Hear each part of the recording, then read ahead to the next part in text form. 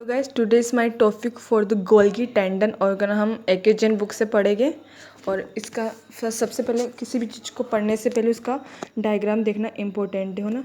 पहले नाम से पहले हम पढ़ के आ रहे टॉपिक क्या है, गोल्गी टेंडन ऑर्गन।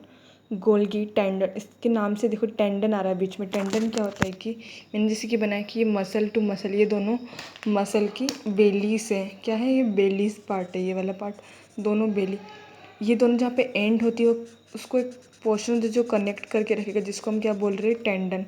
ये वाला पार्ट ही होता है जहाँ पे क्या प्रेजेंट होता है, गोल्गी टेंडन ऑर्गन प्रेजेंट होता है।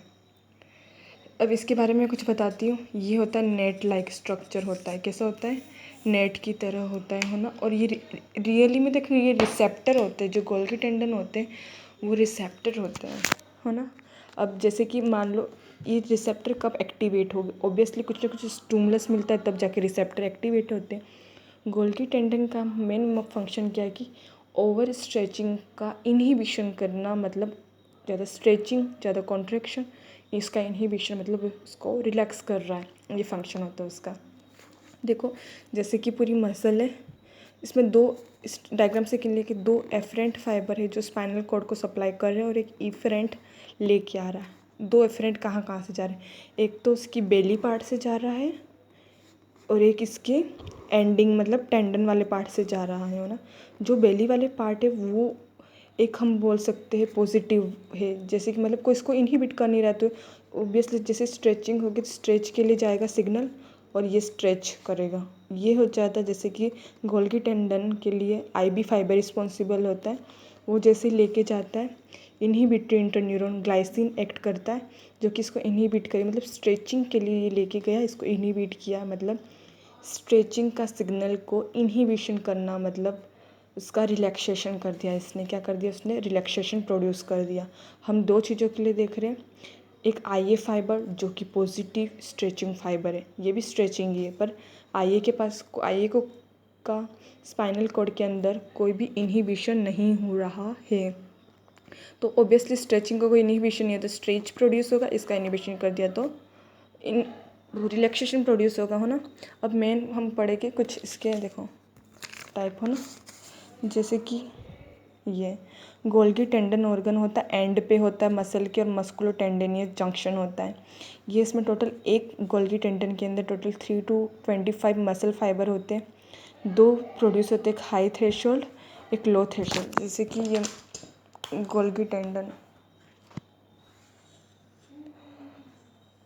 जैसे कि ये वाले पार्ट पे है, अगर प्रोक्सिमल पार्ट और एक डिस्टल पार्ट है, प्रोक्सिमल पार्ट पे जो रिसेप्टर होगी वो हाई थ्रेशोल्ड के लिए रिस्पॉन्सिबल, और जो कि डिस्टल पार्ट पे जो कि है वो लो थ्रेशोल्ड के लिए है ना। ये रिसेप्टर वही होता है नेट लाइक स्ट्रक्चर, हो ना, स्ट्रेचिंग के। अब इसके तीन मेन फंक्शन होते हैं, autogenic inhibition, inverse stretch reflex and protective reflex, है ना।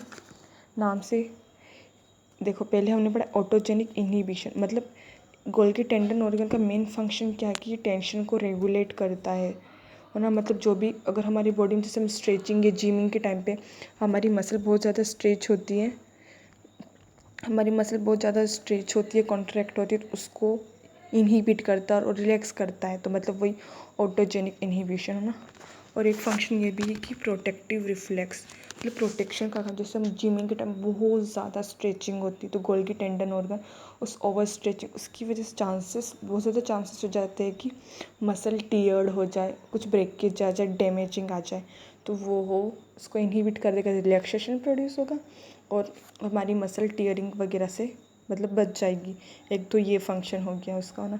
अब हमने बोला एक को इसको कहते हैं इन्वर्स स्ट्रेच रिफ्लेक्स, नाम ही टॉपिक यही दिया हुआ एकेजन में, इन्वर्स स्ट्रेच रिफ्लेक्स, मतलब स्ट्रेचिंग का उल्टा। स्ट्रेचिंग में क्या होता है, कॉन्ट्रैक्शन होता है, स्ट्रेचिंग का उल्टा रिलैक्सेशन। देखो ये वाला फाइबर हम देख रहे बेली से जा रहा है, रेड वाला, ये स्ट्रेच का रिफ्लेक्स, ये भी स्ट्रेच का ही जा रहा था, पर यहाँ पे ये इनहिबिट कर दिया, मतलब उल्टा कर दिया, मतलब इन्वर्स कर दिया, स्ट्रेच का इन्वर्स रिलैक्सेशन, तो इन्वर्स स्ट्रेच रिफ्लेक्स। ये था टॉपिक